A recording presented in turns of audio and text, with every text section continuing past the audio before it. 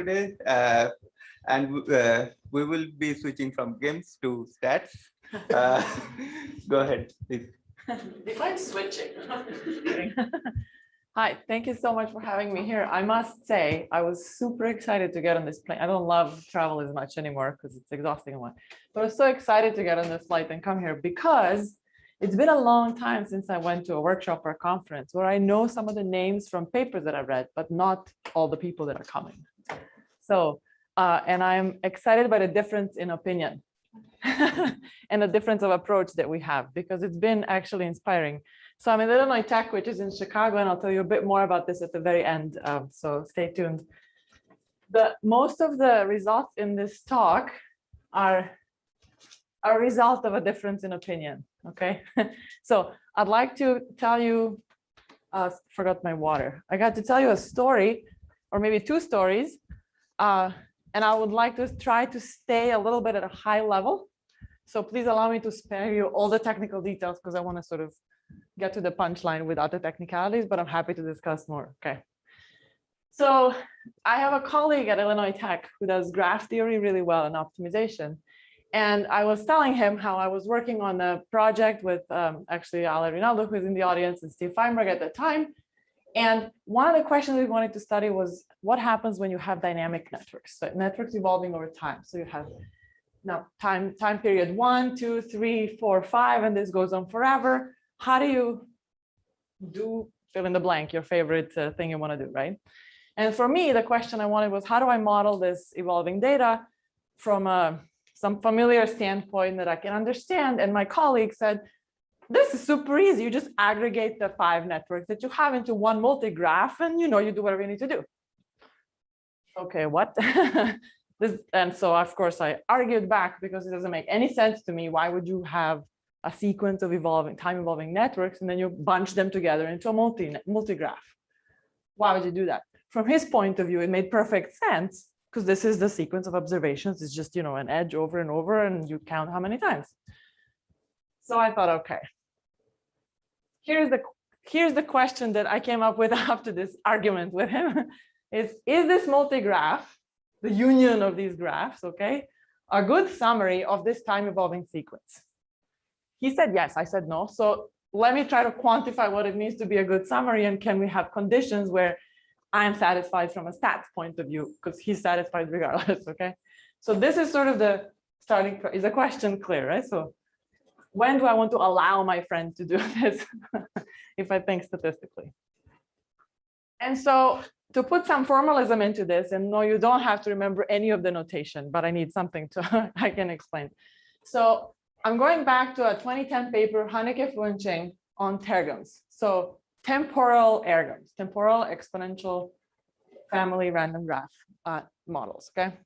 So I have a discrete time Markov chain as a sequence of t observed snapshots of the network. So at time t, you have a network, and then time t plus 1 clearly depends on time t. There's some transition, right? And so in this paper, they had a very natural way of modeling this. They said, you have the joint likelihood of this sequence from time 1 to time t. It's represent, of course, there's a starting point. So I condition on the starting point, right? So I represent it as a sequence of factored conditional probabilities. Sure, right? I mean, I'm not saying it's the best way, but this is the approach that we start from. And then what do probabilities look like? Well, I use statistics of 2 consecutive networks. Yes. This is true when it's Markovian, right? Yeah, right. You're assuming. Yeah, I'm assuming. I'm not saying this is the best. I'm sorry. Sorry, I should have put it in red or something. So it's true when I have a Markov chain. All I'm saying is, you may disagree and say, I don't want to do a Markov chain. That's fine. I'm just starting from here, right? Or I'm not, they were. They started. So the setting. And so then how do you model this? Well, you have a probability of a transition from time t minus 1 to time t. So this conditional is this nice exponential expression, and these are these statistics that somehow measure change from network at time t minus 1 to network time t. Okay. And so I have this L-dimensional, network statistics summarizing these changes and, the corresponding natural parameter. And so I sort of understand what this looks like from a stats point of view. I'm sort of happy, right? But this is a Markov chain. And this looks like an exponential family thingy. And what happens when I aggregate them? So, right? Is a teragram an ergam? I'll tell you about these acronyms that my student who is a native English speaker likes to mess with me with. Okay. So is this, can you write this in ergam form? Because it's called a ergam, so it's an ergam, right? Wrong. So I just asked, so Billy Schweitz was a student of my friend Himanshu Kal, and then I just posed this question, turned into half of his thesis. So it was not so easy to answer. So I just said, just take this temporal ergam and write it as an ergam, please. I would like to understand the sufficient statistics of this aggregate data, or whatever the heck it is, okay? And so he spent several months doing this. Please allow me to spare you all the details of this one of these results, but I'll just sort of snapshot the theorem from his thesis, which does its best in doing all the formalism on exponential families, writing down this joint likelihood, okay? And there's an issue in the normalizer, in the partition function, however you want to call this, there is a dependence on the observation in time at a certain time, okay? So I have, the denominator depends on the ith network, so I actually can't, it is not true that a teragram is an ergam, always, which greatly upset me because I really wanted it to be an ergam because it's called a teragram. So then I just said, fine, well, when can you get rid of this dependence? Okay. Sorry, like deriving this would be 17 slides of mess. So I don't want to derive it. Okay. Well, not this, but like the theorem. So it turns out that the punchline of these results is that you can massage this expression to turn it into an exponential family form if and only if you look at the transition matrix of this Markov chain and it has a specific property. It has to be what we're going to define as a permutation-uniform. Okay. So I'll give you a couple of small examples from the literature, and I can give you more examples from the paper, but they fill up the slide too quickly. Okay. So one sufficient condition that allows this teragram to be an ergam is this thing called permutation uniformity. Every row of the transition matrix is a permutation of every other row. So it looks like it's a super restrictive condition, okay? But there are several examples that are sitting out there. So this is the simplest one. And you can relate this to some of the well-known models like autoregressive models in Peter Hoff's paper 2015. And what happens is when this condition is satisfied, this picture works. And you have an exponential random multigraph model on here. And all the statistics from this network are interpretable in terms of that. And all the parameters of this model are interpreted in terms of that. Okay. That's the punchline. Yes, there's a question. Eliminating question. Why is the multigraph easy to analyze? I'll tell you. Okay. So sorry, for those online, the question was, why is the multigraph easy to analyze? So from a stats point of view, I actually have an answer that I'll get to in the second part of my talk. But naively, literally, this was just to satisfy curiosity. But actually, many people think that multigraphs are more complicated than graphs. I think the exact opposite. Okay, and you'll see why. Sorry, one more question. So, I mean, going back to the multigraph, it seems like the only time it should be a good one is if it's somehow permutation invariant, right? Because if you're taking like a temporal network and then somehow combining it into a multigraph, then somehow you're saying that the order doesn't really matter.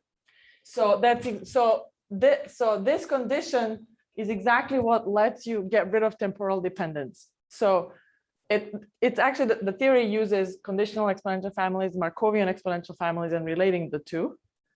And I didn't want to have to do all those definitions. And so this is the condition that tells you exactly when you are allowed to get rid of temporal dependence. And it's different than dyadic or edge dependence and so on. It literally tells you yes. So Lisa had a question. I can also just repeat it. Yeah, go ahead. Can you give some intuition of what this condition implies about what can actually change in this network from time t to time t plus one? So intuition about what this implies about what can change in the network. Yeah, what can change among So let me these give you a couple. organizations? Let me give you a couple of examples. Okay, so actually 3 examples. So it seems like it's a super restrictive condition, makes me a little bit nervous. And so in this paper, they had 4 different examples, and 2 are and 2 are not. Yeah, so the microphone game. You're stuck with it. You have to ask a question. So the simplest example of a teragram they had in their paper is called, they're using the density as a sufficient statistic of this transition. So tau is the sufficient statistic of the exponential family that was used as a transition from time to the next time. And it's basically a scaled, well, it's the density of the graph, okay? Number of edges divided by number of vertices. And you can think of this as, it's a model that tells you there's a tendency of an edge to exist in the future, irrespective of the present, because you're just trying to preserve the overall density of the graph, right? And in that case, your time snapshot, you have IID Edershreni models, but then the sum is an Edershreni multigraph. Right, that's it. Okay, and this may look very elementary, but we able to just use this. I mean, I have an exponential family that's super easy. It's like an Edershreni, and so we're able to write down the closed form MLE rather than having to use MCMC MLE for doing network estimation. And with like after you're done with this, you go, well, obviously you're going to have a closed form MLE. However, before re-expressing the model in this form, they actually had to use MLE. It was not at all clear that a closed form exists because you had this Markovian chain and no multigraph representation. So that's the first win that I get. It's super easy for me to get the MLE compared to the if I bunch it in a multigraph. Okay. The same was the case here, but I sort of suppressed the rest of the detail. The second example is stability. So maybe you're going to say, I don't like this other model because it's not preserving anything about a specific edge, only the total graph density. So in this model, they call tau the stability is the number of edges in the complement of a symmetric difference of the 2 graphs. What? So A is one graph, B is the next time. You take the symmetric difference, right? And then the complement. And then you count the edges. And so to interpret this, you think this is a tendency of an edge to continue existing or not in the future if it is presently doing so. So I see an edge, the edge really wants to stay. I don't see an edge, edge doesn't want to be there. Okay. So this In is the somehow, sparse setting, this is basically going to be everything, right? Hmm? In the sparse setting, this is basically going to be everything because you're looking at the complement. I guess. yeah. Then it's not going to be extremely informative. No, that might be a problem. No, right. So you may have a problem in the sparse setting. You may have a problem with sparse. So this makes no assumptions about the, I mean, they're just giving, they actually have these just different 4 models for temporal ergams, and they didn't discuss the mathematical constraint you may want to put on the graph itself. And but yes, it'll be great. And so the third model, and this is something that the Billy came up with. So it's in the paper, and I would like to say that this is the hammer, and now I need a nail. So I need a data set where this model works well for, and I don't have one yet. Okay, so we're calling it the model of loyalty because it's like a beta model, but on the teragram. Oh, I forgot all the other names for the beta model, but I guess you know. You said. Generalized random graph, That's rank right. 1 model, hidden variable model, soft configuration model, take your pick. That's right. Okay, so that on a teragram, right? So I have a degree sequence of a graph, right? And then I am looking at the degree sequence of the symmetric difference, okay, of the 2 consecutive graphs. I know this is A and B. This is graph at time t, a graph at time t+1. Yes. Just mostly a clarification question.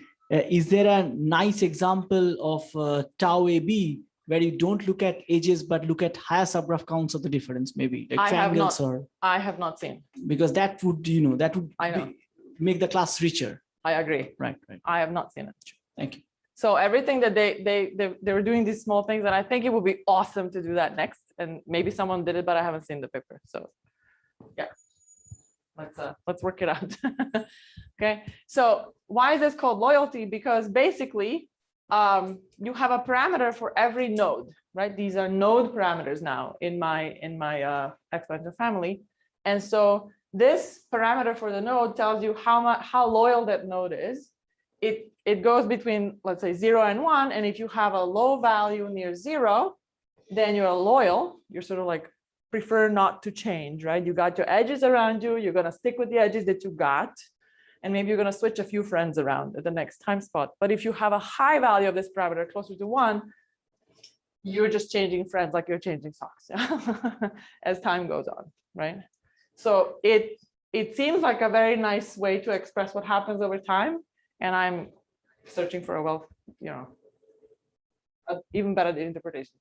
So it's just to show that there are different levels of, I'm missing the word in English. You can specify these models of different scales, right? You can look at globally what happens on the graph, or locally at the vertex, or this is a great suggestion to look at this other subgraph counts. But the ultimate goal is I wanted to have the multigraph make sense. So I wanted to have the total bunched model as an error. Okay. And so because then this IID sequence of graphs that happens over time is a single observation. And it's not just about how I'm summarizing the data. It's the statistics that I do on the green multigraph can be interpreted in terms of the parameters and everything else that I should have done on the temporal scale. So that's the key, right? I don't want to have some silly summary of the data, and I can do statistics here, but then I cannot go back and interpret in terms of natural parameters of the original Markovian chain of graphs, right? And so that was sort of like the satisfying answer. And Billy called this ermgram. He puts an M for the multigraphs, and I can only pronounce that once in a day. So let's call it ergam. Okay, but it's a multigraph, right? So is this story at least clear of sort of? Can you repeat what your exact condition is? So you had an if and only if condition. This condition is you have a transition matrix for a Markov chain, and in that transition matrix, you want to have the normalizing term be the same across all rows. And this is not something that's I don't like to hold it in my hand when I'm working. So instead, we ended up interpreting it in terms of a p uniformity, because this has a nice. But that was, so the permutation uniformity would hold if you controlled the delta of the subgraph counts, or not? I need to sit down and think for 1 second to answer that. I don't know. Hopefully, but I could be completely wrong. I never thought about it. You're gonna get me thinking instead of talking now, because also this is good, but I don't know. Yeah. Continue to talk. I mean, this is a thing. Okay. So, right. So this is sort of where the multigraphs come from. And now this part of the story is the reason why I like the multigraphs, okay? And so as a person doing statistics, and so the next several slides, I would like to tell you a short version of a story of what we can actually do for these multigraphs, okay? And why I think they're easier to analyze than simple graphs, okay? But not always, but in the ergam setting, yes. Okay. So the tools that I use come from the area called algebraic statistics. And whenever I say that in this group, I get the question, what is an algebraic statistic? So let me tell you what is this field roughly about, okay? So I usually want to answer this question. You're given a candidate model in one graph, such as this multigraph, and you want to decide whether this can be regarded as a draw from some distribution in the model. So this is the goodness of fit problem, okay? And I know this is not always a question you want to answer, but it's a question always I want to answer. I always want to know whether a model fits the data when I see a network. And the story is that you can have undirected networks, directed networks. Now you can stick into this group time evolving networks under P uniformity.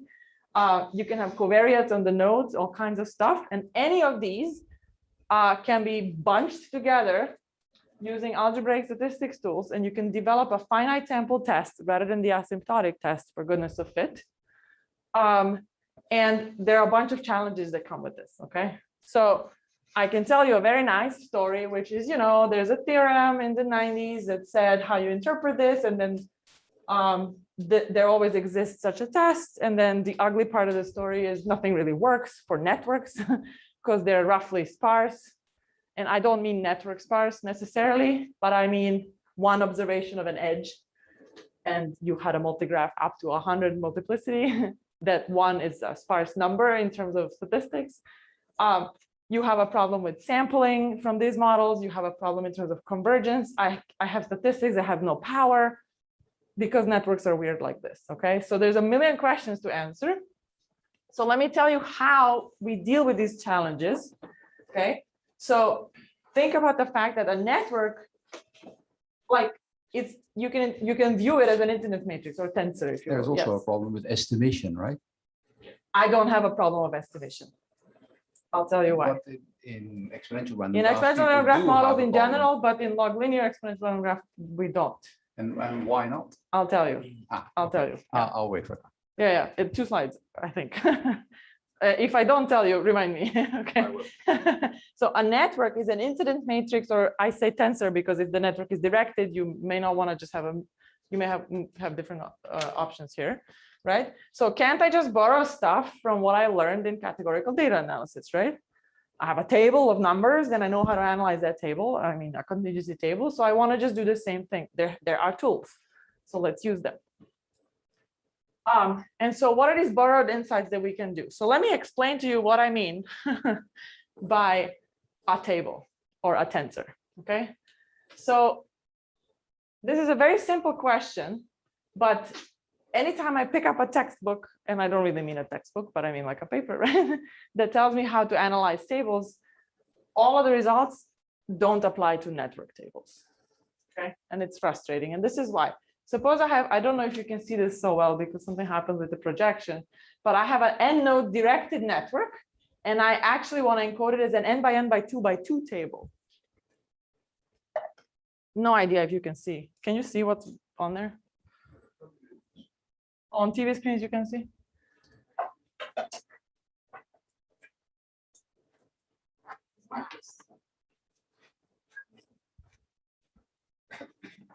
Well, I just wanted to, I don't know.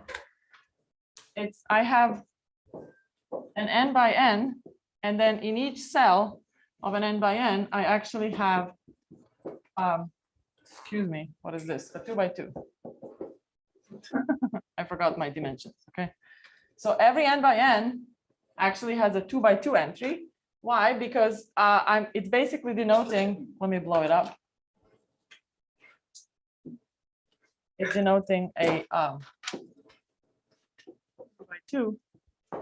This denotes that you have no edge between two vertices. This has an edge from I to j this way. This has an edge from I to j the other way. This has a bidirected edge, right? Because in a directed graph, you can have all these 4 configurations, right?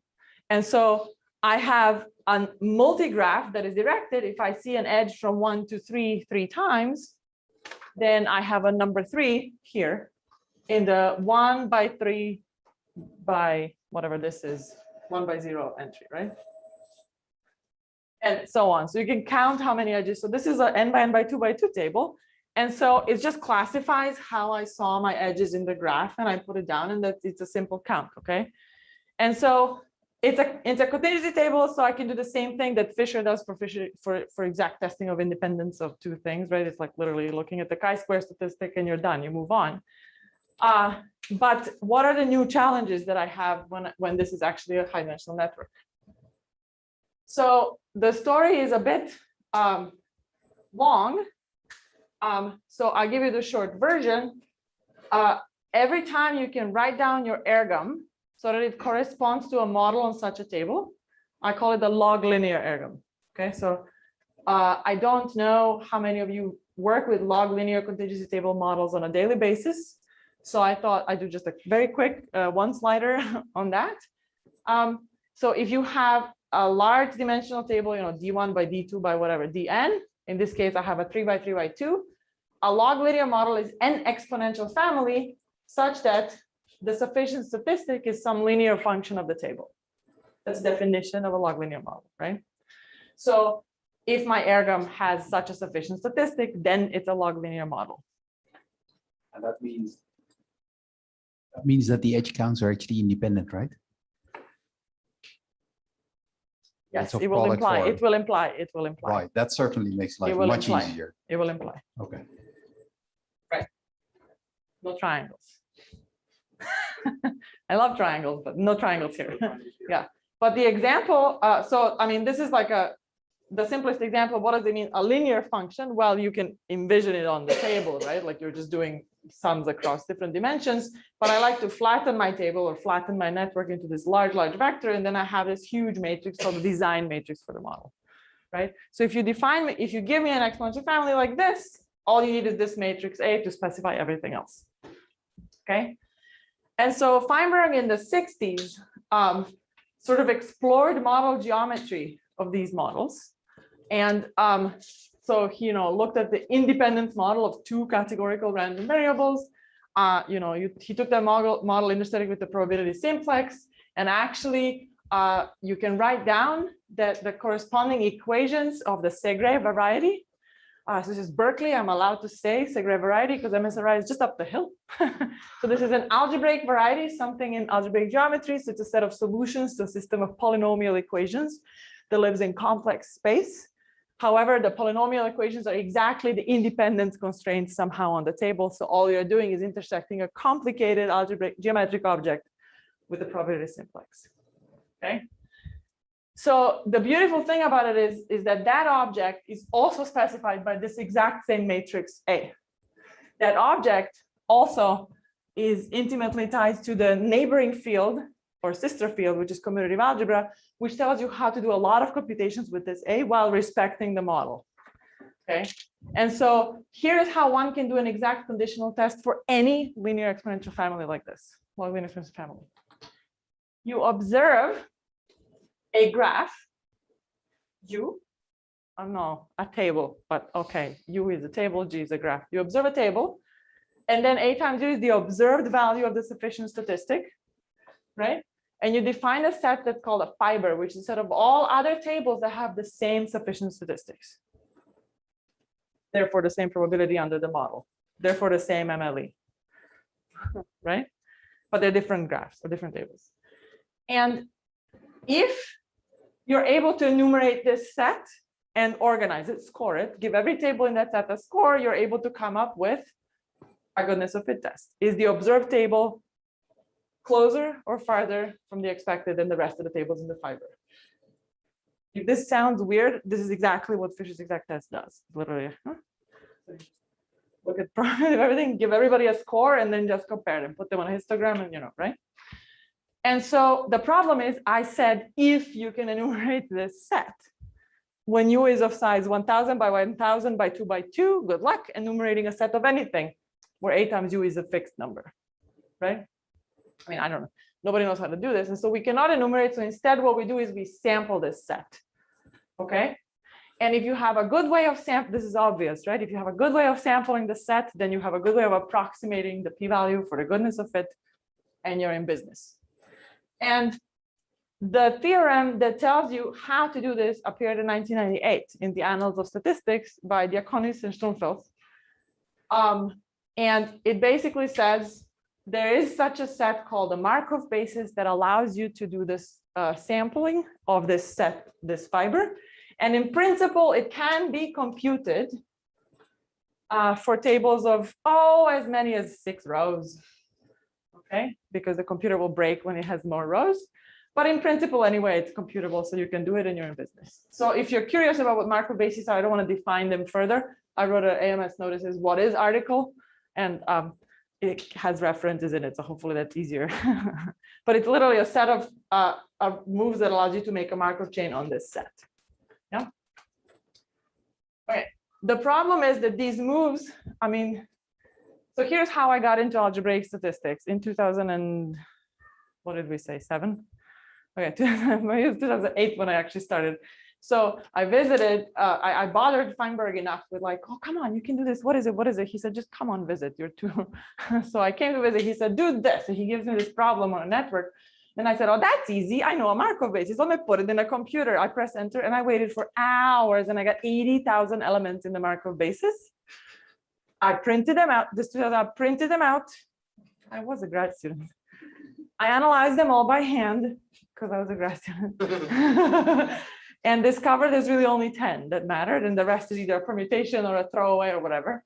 And then he's like, oh, great, now let's just do it for a network that has 100 nodes. That's like, but the point is, this is theory that guarantees existence and finiteness of a set of moves. Computing them is ridiculous. And there's a paper by Dobra, graphical statistics, that says, none of you all can compute any of this. So let me give you a dynamic algorithm instead. And it's really the only scalable approach, is to compute these moves dynamically. And there's a lot of research on how to do this well, how to do it for networks, blah, blah, blah. So it's somewhat of an open problem. So it's not an open problem theoretically, but it's an open problem in practice, which is what I'm trying to do. Okay. And so what are these log linear ergams where you may be, I didn't tell you anything about the MLE. I just looked at you and realized, remembered. In these models, you compute the MLE using iterative proportional fitting. And that's what, 3 lines in R, and it is done in no time. But here everything is independent.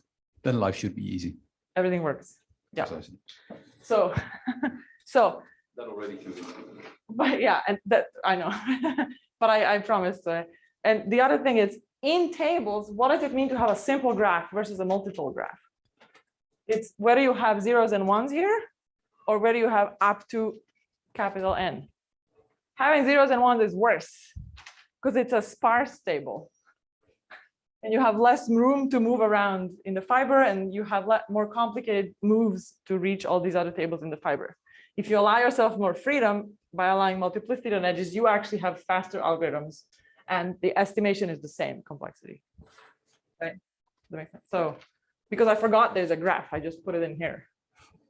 I mean, I didn't forget, but I do it in the graph space. So maybe it's disappointing that these log linear ergams are all linear, and so I don't have triangles. However, I'm very excited because it's still, you can tell I'm excited. I should not have had to say that by default. It accounts for a lot of models. So as long as there's no triangle,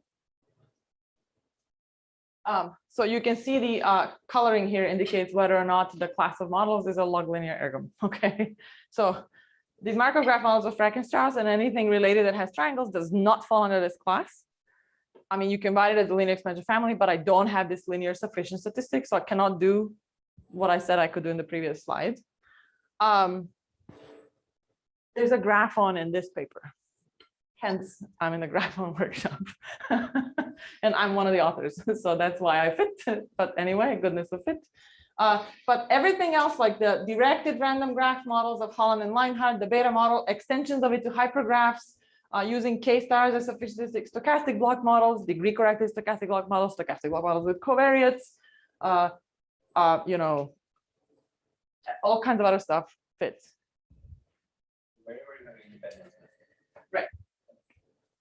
There's a, what are you going to ask? Aren't the K-stars the same as the beta model? I don't know. I think they are. Sure.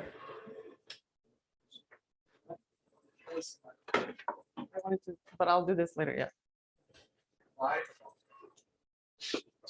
Why does the stochastic block model fit? That doesn't look like independent edges. Because the table, so right. So in this paper that we wrote for a Feinberg Memorial volume, so with Elizabeth and Vishesh, we define specifically precisely what it means to be log linear. And it has to be log linear on a table. So what is the corresponding contingency table? And my answer to that is it has to be something I'm calling now dyad classification table. So in case of the SBM, it's not an n by n. It's an n by n by k by k. Ah, okay. So I'm using the block membership of the endpoints of an edge as a category to classify my edge, right? And in that case, you have this huge table, but you still have linear statistics. I see. Now Remco should be happier. And in case of unknown community blocks, this is ridiculous. This is a mixture model of log linear exponential families, but we are able to extend to that. It just doesn't fit in the class. We're able to still do that as well. Okay. So it's you know, I can still fit quite a lot of data, even though I'm missing the triangles. Yeah. And so I sort of summarized, I sort of already told you what we can do, but lots of questions come up. Questions that in networks pose problems, pose a little bit less of a problem for me from the point of view of tables. So you're going to tell me I have this clique of nodes where no edges are allowed to happen, or I have this forbidden subgraph or whatnot. To me, that translates to sampling constraints or structural zeros, if you will. It doesn't actually matter from the algebraic point of view on the table. So certain cells are 0 and they're never allowed to move. There's actually a theorem that tells you how to still do this Markov chain on the fiber, and you still have convergence and everything else. I had a master's student a few years ago who proved for a certain model that you actually get rapid mixing of this chain, which is as good as it can get. In the master's thesis, so he didn't prove it for everything, but he proved it for like a large portion of the models that we were studying. What we actually do is we use graph theory to generate the moves to sample. We use log linear models to do the estimation using iterative proportional fitting. And then we use the algebra to do the walks on the fiber. So this combo of different tools allows us to go actually reasonably large. Okay.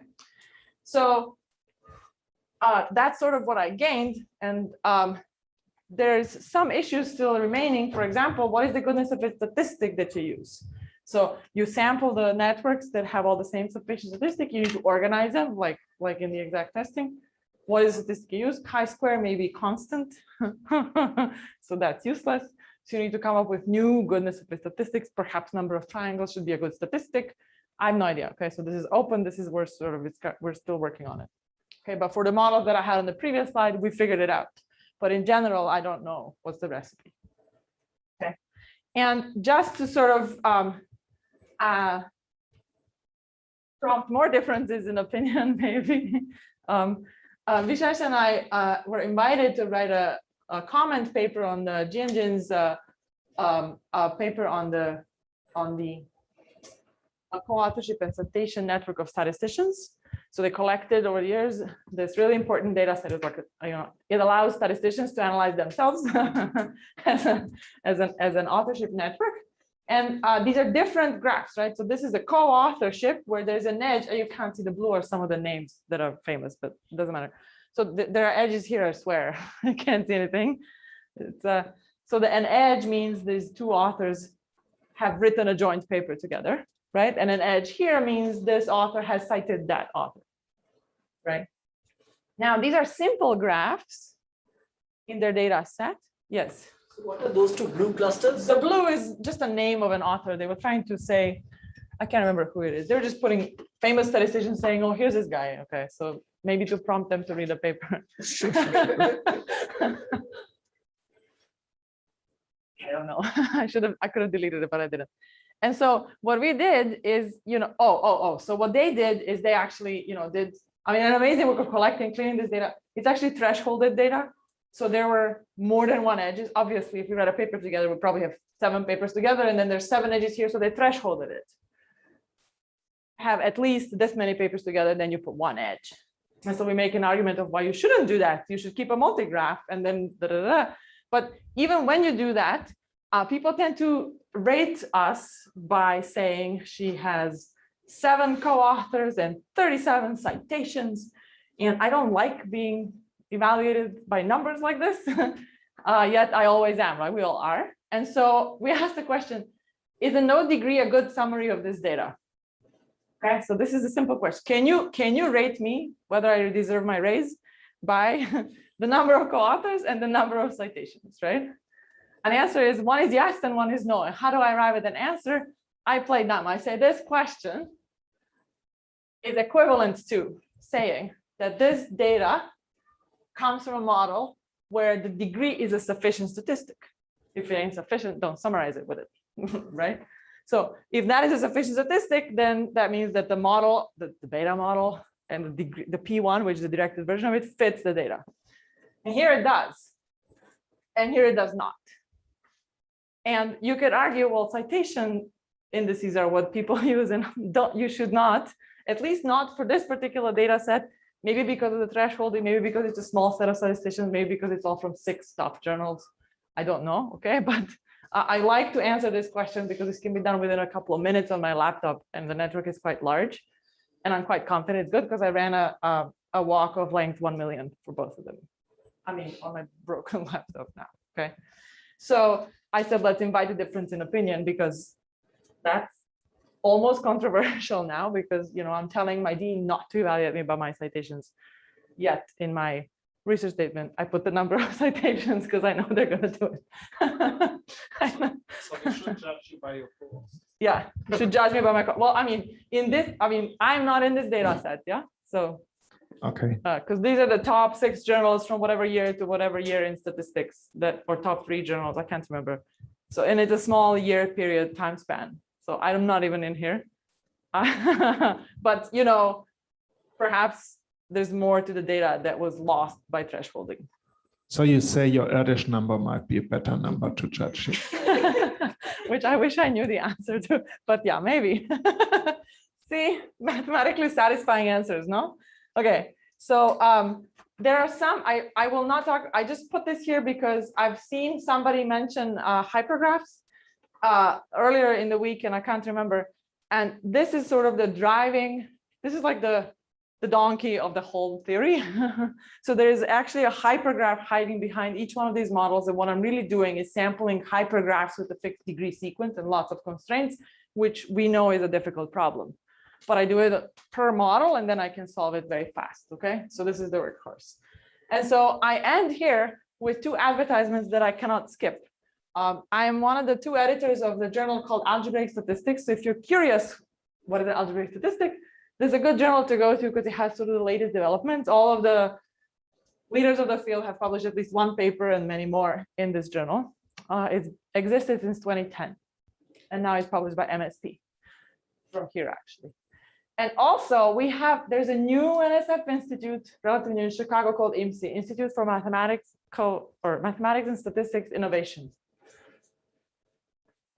Ish. Is that the name? So they have a special semester, actually quarter, from September to December next year, okay? And it's about algebraic statistics and our changing world because they want to be really applied. And there are 4 workshops. One of the workshops that I think is relevant to, or relevant, could be interesting to many of you is the algebraic economics workshop. If you get an invite from me for this, don't delete it right away. It has to, the name has to fit within the vision of the institute, but networks play an important role here. So do games. So we have, you know, combinatorial auctions, kind of like we have a lot of stuff here. So this will be a workshop where networks are one of the main themes, and we'll be bringing people who do applications in the city of Chicago and more broadly in social sciences, and people who do math and people who do stats and people kind of stuff, to trying to like sort of find a language to model the data around us in networks. So I invite you to sort of check those out. And with that, I stop.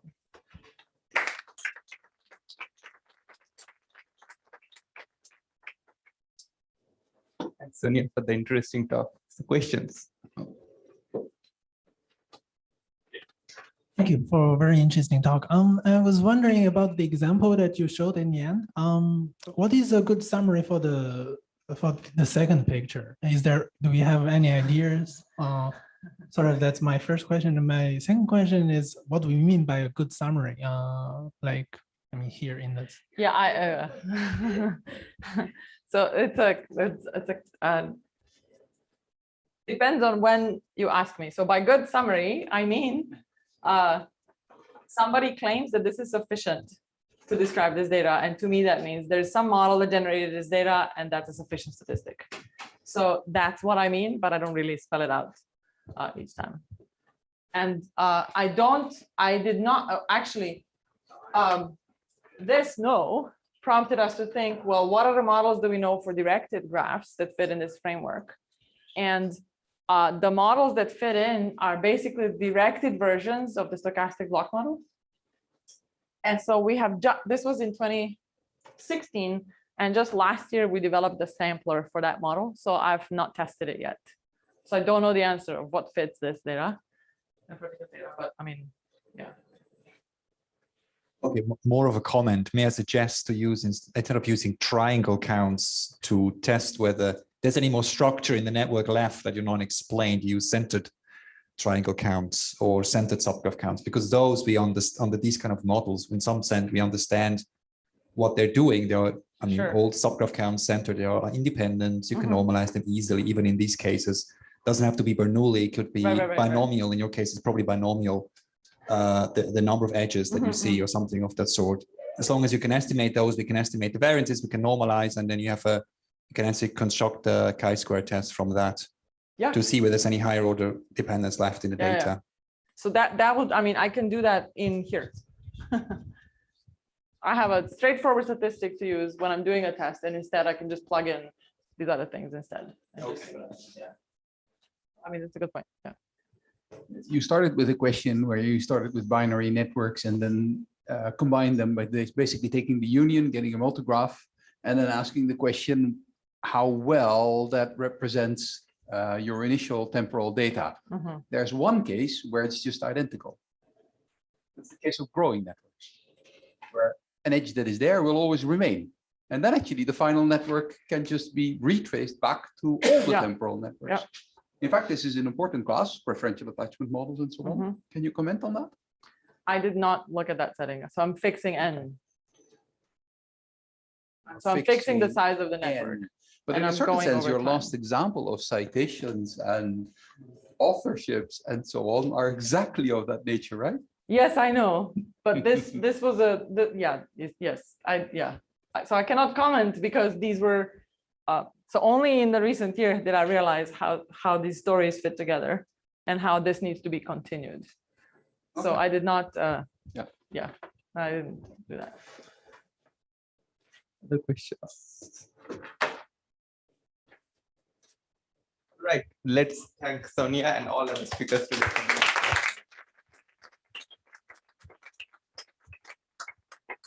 And we end here today and see you tomorrow.